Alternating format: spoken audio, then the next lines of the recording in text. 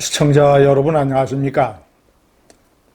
이재명 대통령이 취임할 때 저는 그의 언행일치를 보고 판단하겠다고 말씀드렸습니다. 100일이 지났습니다.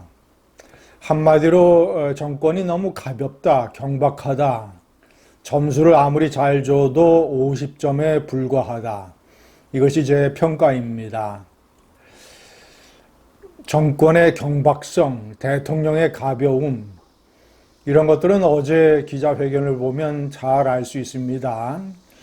윤석열과 또 다른 형태로 이재명 대통령은 말을 지나치게 많이 합니다.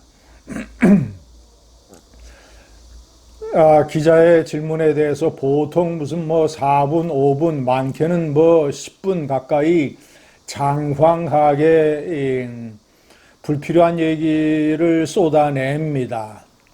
마치 자기가 어떤 분야에 관한 질문이 와도 모든 분야에서 내가 어느 정도 다 꿰뚫고 있다라는 것을 아는 채 하는 것처럼 들어보면 뻔한 얘기, 원론적인 얘기, 안 들어도 알 수 있는 얘기를 장황하게 길게 늘어놓습니다.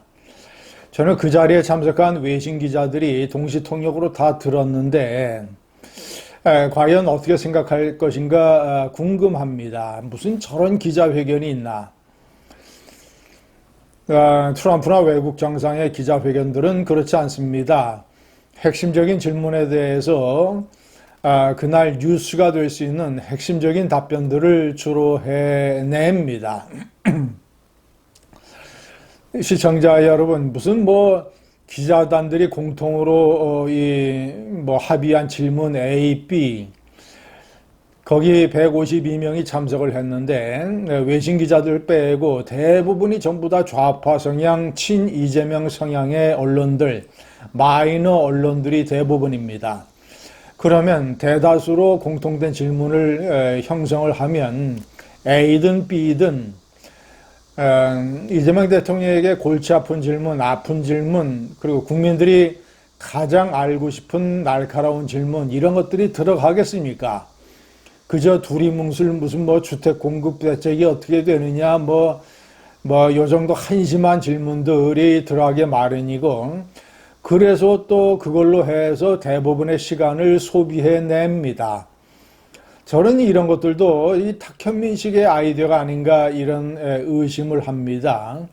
그런 걸로 마치 무슨 국민의 공통 관심사를 대통령이 수렴하는 것 같은 모양새를 갖추되 실질적으로는 아픈 부분을 전부 다 피해가는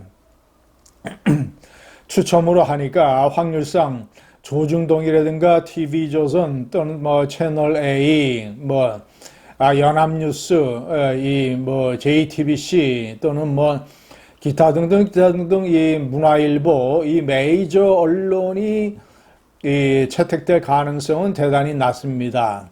그러니까 이 경제지나 또는 방송 또는 이런 언론들 중에서도 마이너에 속하는 이런 언론들, 그리고 국민들이 제대로 들어보지도 못했던 이름, 또 무슨 독립언론이라고 해서 아주 생소한 지극히 개인적인 어떤 언론을 영상으로 질문을 하는 그런 파격적인 특혜까지 줬습니다.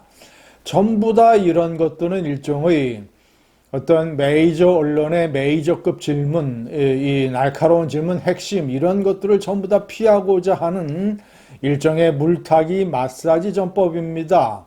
겉으로는 무슨 다양한 목소리를 듣는 것처럼 모양새를 취하지만 그 속셈은 뻔합니다.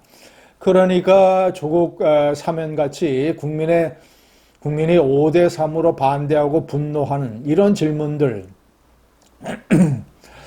조국의 사면으로 인해서 나라 전체의 도덕성의 기준이 크게 떨어졌다라는 지적이 있다. 왜 이렇게 서둘렀느냐? 이런 질문을 당연히 해야 될 거 아닙니까? 이런 질문 하나도 안 나오고 무슨 국민대표 80명 임명식, 그들은 어떤 자격으로 대표가 됐습니까?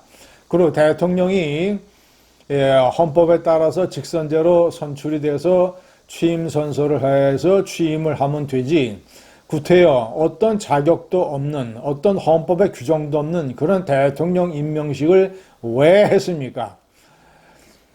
시청자 여러분, 메이저 언론의 질문이 중요한 것은 메이저 언론은 나름대로 파워와 영향력을 가지고 있기 때문에 대통령실과의 어떤 세력 균형, 세력 대결에서 마이너 언론의 수배 내지는 수십 배가 되기 때문에 그 언론사의 배경을 믿고 당당하게 대통령에게 아픈 질문을 던질 수가 있는 것입니다. 마이너 언론은 언론사 자체의 세가 약하기 때문에 잘못 그런 질문을 했다가 찍혀서 취재 활동에 크게 제한받을까봐 못합니다. 그러니까 이 대통령에 대한 후속 질문도 나오지 아니하고, 아니 대통령이 협치, 대화를 강조했는데 최초의 여야 협치의 이 생산물인 내란 특검의 기간을 연장하지 아니하고 검사 증원도 10명 아래로 줄이는 대신에 금융감독위원회에 신설에 합의를 한다. 이거 최초의 여야 협치 합의였는데 이것을 정청래가 뒤집었고 바로 강성파들이 뒤집었고 이것을 이재명 대통령이 기자회견에서 서포트를 해줬습니다. 그러면 후속 질문을 해서 아니 최초의 협치 합의 사례인데 이런 것마저 뒤집어 버리면 어떤 여야 간의 대화, 타협, 협치가 가능하겠는가? 기존의 방송법, 친민주당 성향의 단체들이 공영방송의 지배구조를 좌지우지할 수 있는, 그래서 좌파의 상당 기간 집권을 보장할 수 있는 이런 법안도 일방적으로 통과시켰지 않느냐. 노란봉투법에 대한 외국 기업들의 우려도 상당하지 않느냐. 이런 것 전부 다 일방폭주 입법 아니었느냐.